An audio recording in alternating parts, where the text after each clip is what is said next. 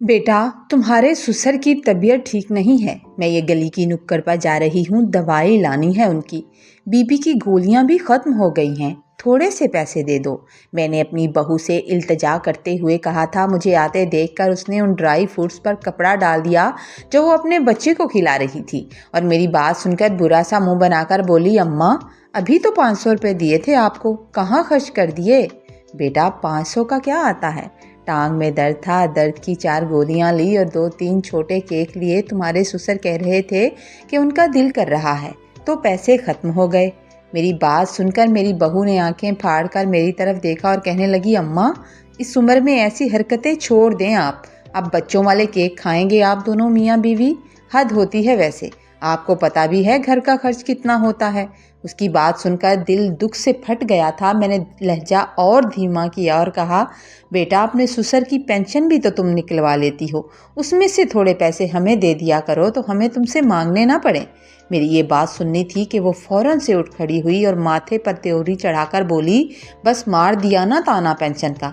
आपको क्या लगता है उन पेंशन के 25,000 से काम चलता है? वो तो घर के किराए और बिजली के बिल में चले जाते हैं। सारी उम्र अब्बा कमाते रहे, आपसे इतना ना हुआ कि घर बना लें। बेटा फैक्ट्रियों में काम करता है, रुल रहा है, और माँ बाप बैठे मौजें कर रहे हैं। इकलौता बेटा था आपका, दिया क्या है आपने उसको? घर का खर्च, आपकी दवाइयों का खर्च, और सबसे बढ़कर आपके चस्कों का खर्च मैं कैसे उठाती हूँ ये मुझे पता है। मेरी बहू उंगलियों पर मेरे खर्चे, खाने पीने का हिसाब कर रही थी और मैं दुख भरी नज़रों से उसे देख रही थी कि शायद इतनी बातें सुनाकर वो मुझे कुछ पैसे दे दे। मेरे बूढ़े शौहर की बीपी की दवाई ख़त्म हो रही थी। काफ़ी देर गुस्सा करने के बाद बहू ने 500 का एक नोट मेरे हाथ में थमा ही दिया था। मेरा नाम फातिमा है और मेरी शादी अपने खालाजाद रहमत से हुई थी। रहमत 7 बहनों का इकलौता भाई था। जब मैं घर में ब्याह कर आई तो मेरी 5 नंदें अभी रहती थीं, जिनकी जिम्मेदारी रहमत ने पूरी करनी थी। रहमत एक फ़ौजी था, उसकी तनख्वाह से सारा घर चलता था। मेरी सास का मेरे आने से पहले ही इंतकाल हो चुका था। ससुर भी बीमार रहते थे, कुछ पैसा उनकी बीमारी पर निकल जाता था और बाकी खाने पीने में। घर में जो 5 नंदें बैठी थी उनके जहेज़ के लिए कुछ भी जमा नहीं हो पा रहा था। मेरी नंदें बहुत अच्छी थी, मुझे बहुत प्यार करती थी और मैं भी उन्हें अपनी बहनों की तरह अजीज़ रखती थी। एक नंद की मंगनी हुई तो उनके ससुराल वालों ने जल्दी के शादी के लिए ज़ोर देना शुरू कर दिया था। मजबूरी में हमने अपना घर तक बेच दिया और खुद किराए के घर में आ गए। इसी तरह इस खर्च में हम लोग अपना घर नहीं ले पाए थे। मुझे अल्लाह मियाँ ने एक बेटे से नवाजा था। मेरा शौहर भी अपनी बहनों से बहुत मोहब्बत करता था। रिटायरमेंट के पैसों के बाद उसने अपनी बहनों के फ़र्ज़ अदा किए थे और मैंने उसे नहीं रोका था। रिटायरमेंट के बाद एक दिन एक्सीडेंट में उनकी टांग टूट गई और टांग भी ऐसी टूटी कि चारपाई पर आ पड़े और दोबारा पाँव पर खड़े नहीं हो पाए। मेरा बेटा बिलाल जवान हो गया तो वो एक फैक्ट्री में जॉब करने लगा और कुछ उसके अब्बा की पेंशन आ जाती थी तो घर का गुजारा अच्छे से चल जाता था। बिलाल को वहाँ अपने दोस्त की बहन फौजिया पसंद आ गई तो मैं उसे ब्याह कर अपने घर ले आई थी।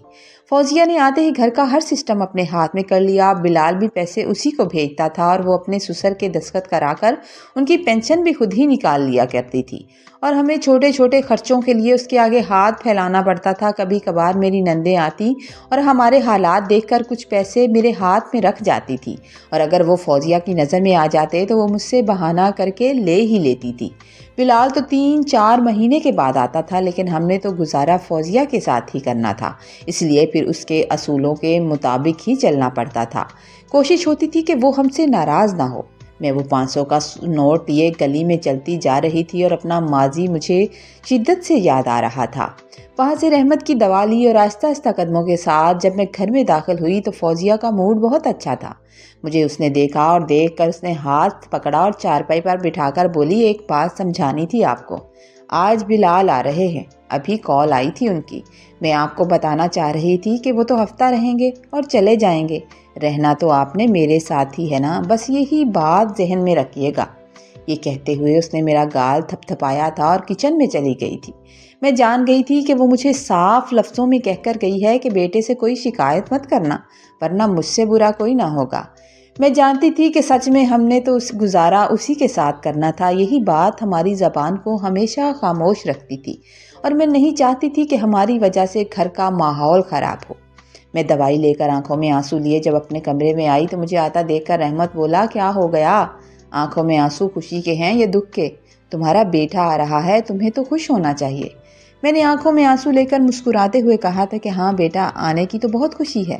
ابھی میں یہ بات کر رہی تھی کہ مجھے صحن سے علی کے شور مچانے کی آواز آئی کہ ابا آ گئے، ابا آ گئے۔ میں جلدی سے اٹھ کر باہر آئی تھی۔ بلال نے بیٹے کو گلے سے لگایا ہوا تھا اور پھر جلدی سے میری طرف بڑھا تھا۔ میں نے اس کا ماتھا چوما تھا، گلے لگایا تھا۔ وہ ایک ہفتہ رہا تو فوزیہ نے گھر کا ماحول بہت اچھے سے رکھا تھا۔ ہر چیز ہمیں ٹائم پر ملتی تھی اور جب جو کہا جاتا تھا اسی وقت ہو جاتا تھا۔ ایک ہفتہ بڑی جلدی گزر گیا۔ بلال جانے لگا تھا اور جاتے ہوئے ہم سے ملنے کے لیے کمرے میں آیا تو مجھ سے مل کر کہنے لگا، اماں میں نے دیکھا ہے فوزیہ آپ کا بہت خیال رکھتی ہے، مگر آپ اس سے تھوڑا ہٹ کے رہتی ہیں، ایسا مت کیا کریں، ایک ہی تو بہو ہے آپ کی، اس طرح دل میں باتیں رکھنا چھوڑ دیں، اچھا نہیں ہوتا، اس کے ساتھ مل جل کر رہا کریں۔ میں حیران ہوئی۔ میں حیران ہو کر بیٹے کی طرف دیکھنے لگی۔ اس سے پہلے کہ میں کچھ کہتی رحمت بولا، ارے تو فکر نہ کر بلال، میں سمجھا دوں گا اس کو، یہ تو پاگل ہے۔ اس کے بعد بلال ہمیں مل کر چلا گیا اور مجھے یہ جان کر دکھ ہوا کہ میں نے تو بلال سے کوئی شکایت بھی نہیں کی تھی، مگر فوزیہ نے جانی کیا بات اس کے دل میں ڈالی تھی کہ آج وہ اپنی ماں سے شکایت کر کے چلا گیا۔ بس اسی طرح زندگی گزر رہی تھی۔ ایک دن رحمت کی طبیعت بہت خراب ہو گئی۔ اس کی چھاتی میں انفیکشن ہو گیا تھا اور اسے بہت زیادہ کھانسی آ رہی تھی۔ میں مجبور ہو کر فوزیہ کے کمرے میں گئی اور میں نے اس سے کہا کہ رحمت کی طبیعت ٹھیک نہیں ہے۔ تو وہ الجھن زدہ چہرے سے بولی، اماں کوئی نئی بات کرو، یہ تو روز کی بات ہے۔ میں اس کی بات سن کر ہلکا سا مسکرائی اور کہا کہ بس مجھے کچھ پیسے چاہیے تھے، اپنے گلی والے ڈاکٹر کو لینے جا رہی ہوں، اسے کہتی ہوں چیک کر کے دوائی دے جاتا۔ میری یہ بات سن کر فوزیہ جلدی سے بولی، اماں کوئی ڈاکٹر بہو لانی تھی، جتنا پیسہ تم لوگوں کی بیماری پر اجڑتا ہے نا، تم لوگوں کو ڈاکٹر بہو کی ضرورت تھی، چھوٹی چھوٹی بات پر آپ ڈاکٹر بلانے چلی جاتی ہیں۔ اب اس عمر میں اگر ابا کو مالٹے کھٹے لا کر کھلائیں گی تو انفیکشن تو ہوگا نا۔ کل رات مجھے علی بتا رہا تھا دادا اور دادی کھٹے مالٹے کھا رہے تھے، اب انفیکشن بیچارہ کیا کرے۔ اس عمر میں بھی جب آپ کو کوئی خیال نہیں تو فی الحال پیسے تو نہیں ہے میرے پاس، آپ کو پتہ تو ہے مہینے کا اینڈ چل رہا ہے، قہوہ بنا کر دے دیں ابا میاں کو، گلا ٹھیک ہو جائے گا۔ یہ کہہ کر اس نے موبائل نکالا تھا اور کال پر کسی سے بات کرنے لگ گئی تھی۔ میں خاموش کھڑی کچھ دیر اس کا چہرہ دیکھتی رہی، میری آنکھوں سے آنسو بہتے رہے۔ آہستہ آہستہ قدموں کے ساتھ میں کچن میں آ گئی تھی اور رحمت کے لیے قہوہ بنانے لگی تھی۔ کمرے سے رحمت کے زوردار کھانسنے کی آواز آ رہی تھی۔ اب تو اس کی کھانسی اتنی بڑھ گئی تھی کہ اس کا سانس مڑ رہا تھا۔ بہو نے ایک بار بھی جھانک کر کمرے سے نکل کر نہیں دیکھا۔ ساری رات میں نے ایسے ہی رحمت کے ساتھ بیٹھ کر گزار دی تھی۔ کبھی رحمت کے گلے کو تیل لگاتی، کبھی پانی گرم کر دیتی اور کبھی قہوہ بنا کر دیتی۔ ایک بار تو اس کا سانس الٹ گیا اور پھر سانس آیا ہی نہیں۔ اس وقت صبح کے 7 بج رہے تھے۔ میں دوڑتی جا کر بہو کا دروازہ بجایا، اسے بتایا کہ تمہارے ابا کی سانس نہیں آ رہی۔ جب کافی دیر دروازہ بجانے کے بعد وہ باہر نکلی تو الجھن زدہ چہرے کے ساتھ کہنے لگی، کیا ہو گیا ہے اماں، دروازہ توڑو گی کیا صبح؟ میں نے روتے ہوئے اسے بتایا کہ رحمت کی سانس نہیں آ رہی تو کہنے لگی، سانس کہاں جائے گی، آ ہی جائے گی، کیا ہو گیا ہے؟ اور میرے ساتھ کمرے میں آئی اور جب اس نے نبض پکڑ کر دیکھا تو ایک لمحے کے لیے اس کے چہرے پر پریشانی آئی اور کہنے لگی، اماں ابا تو نہیں رہے؟ اور پھر جلدی سے میرے قریب آئی، میرا بازو پکڑا اور بازو پکڑ کر بولی، جو ہونا تھا وہ ہو گیا، ان کی جتنی لکھی تھی وہ چلے گئے، اب خدا کے لیے بیٹے کو کوئی شکایتیں مت لگاتی رہیے گا۔ اس دن میں بیوہ ہو گئی اور میرا شوہر مجھے چھوڑ کر چلا گیا۔ مجھے اپنی باتوں سے جو تسلی دے دیا کرتا تھا، میرے دکھ سن کر مسکراتا تھا اور کوئی ایسا مذاق کرتا تھا جس سے میرا موڈ بہتر ہو جاتا تھا، وہ میرے کمرے کی رونق تھا۔ رونق ختم ہو گئی اور میں اکیلی رہ گئی۔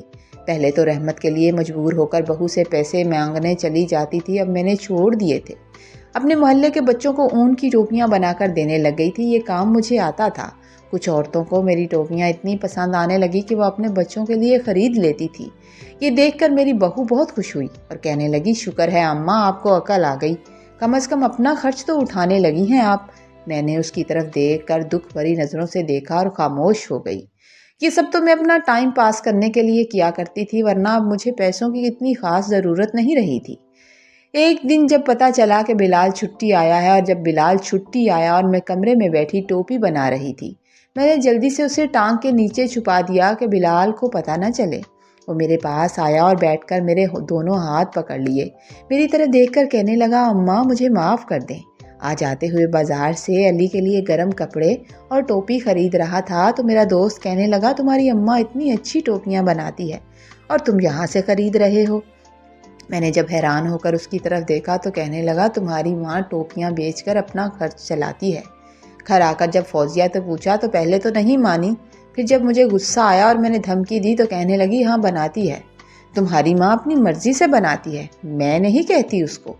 یہ کہتے ہوئے میرے بیٹے کی آنکھوں سے آنسو بہہ رہے تھے۔ کہنے لگا اماں اوپر کی کرایہ دار نے مجھے فوزیہ کے ظلموں کے بارے میں سب بتا دیا ہے۔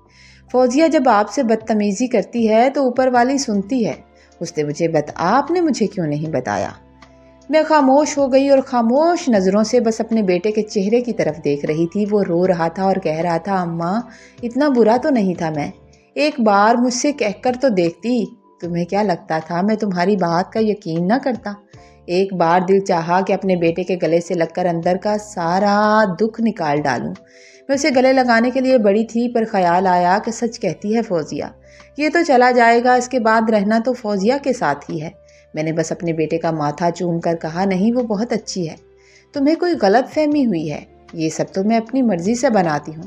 تمہارے ابا تھے نا تو دل لگا رہتا تھا، چلے گئے نا تو میں اکیلی ہو گئی ہوں، اس لیے دھیان بٹا رہتا ہے میرا۔ میں یہ بات کہہ رہی تھی کہ دروازے کے پیچھے فوزیہ نکلی تھی، اس کے چہرے پر شرمندگی تھی۔ وہ میرے پاس بیٹھ گئی اور کہنے لگی مجھے معاف کر دو اماں، آپ نے تو میرا دل جیت لیا، آج کے بعد ایسا نہیں ہوگا، میں آپ کی عزت کروں گی۔ فوزیہ کی آنکھوں میں ندامت دیکھ کر میرا دل پگھل گیا اور میں نے اللہ کا شکر کیا کہ اس وقت اگر بیٹے سے بہو کی شکایت کرتی تو شاید حالات ایسے نہ ہوتے، کیونکہ ایک دن ماں کا دل بھی کبھی اپنے بچوں کے لیے کینہ نہیں رکھتا۔ اس دن کے بعد گھر کی فضا بالکل بدل گئی۔ فوزیہ نے سچ مچ مجھے وہ مقام دیا جس کی میں حقدار تھی۔ اب نہ صرف میرا خیال رکھتی تھی بلکہ ہر کام مجھ سے پوچھ کر کرتی تھی۔ بلال بھی اب مطمئن ہو کر اپنی ڈیوٹی پر چلا گیا تھا۔ اسے یقین ہو گیا تھا کہ اس کی غیر موجودگی میں اس کی ماں اکیلی نہیں ہے۔ میں نے محسوس کیا کہ صبر اور خاموشی میں وہ طاقت ہے جو بڑے سے بڑے سخت دل کو بھی موم کر دیتی ہے۔ اگرچہ رحمت کی کمی مجھے ہر پل محسوس ہوتی تھی، لیکن بہو کے بدلے ہوئے رویے نے میری زندگی کی تلخیوں کو کافی حد تک کم کر دیا تھا۔ اب میں ٹوپیاں اپنی ضرورت کے لیے نہیں اپنے شوق سے بناتی ہوں، اور فوزیہ بڑے فخر سے سب کو بتاتی ہے کہ یہ میری ماں کے ہاتھ کا ہنر ہے۔ وقت گزرنے کے ساتھ ساتھ ہمارے درمیان ساس بہو کا رشتہ ختم ہو گیا، ہم ماں بیٹی کی طرح رہنے لگے۔ اللہ کا شکر ہے میری زندگی کے آخری ایام سکون اور عزت سے گزر رہے ہیں۔ مجھے اب کسی کے آگے ہاتھ پھیلانے کی ضرورت نہیں رہی۔ سچ کہتے ہیں کہ رشتوں میں اگر تھوڑی سی لچک اور درگزر آ جائے تو گھر جنت بن جاتا ہے۔ سٹوری اگر آپ کو اچھی لگے تو لائک کیجئے گا، کامنٹ میں اپنی رائے کا اظہار کیجئے گا، اور چینل پر نئے ہیں تو پلیز چینل کو سبسکرائب کیجئے گا۔ اللہ تعالیٰ آپ کو خوش و آباد رکھے، اپنی ماں جیسی رحمت کے سائے میں رکھے، آمین۔